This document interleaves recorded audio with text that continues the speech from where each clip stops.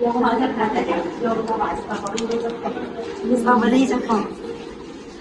ประมาณรุ่นหนึ่งค่ะเป็นสิทธิ์หลวงพ่อใหญ่กันค่ะเนี่ยวัดพระรามเก้าพ่อใช่ค่ะแล้วชื่อร้านสุกี้ชื่อร้านสุกี้ค่ะแล้วก็ดูแต่พ่อยกไปเข้าคอร์สหาคุณตาหาไม่ขุดสาวและยาถูกปะคุ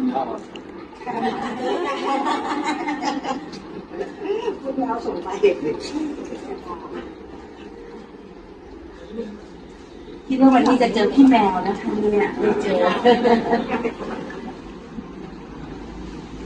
แต่เดี๋ยวกับเย็นจะไปอยู่ข้างๆก็จัดเลยค่ะที่เป็นไงลูก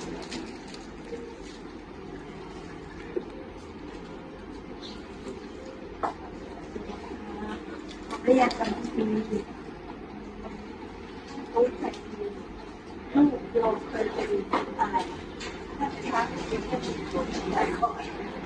พี่เก่งเลย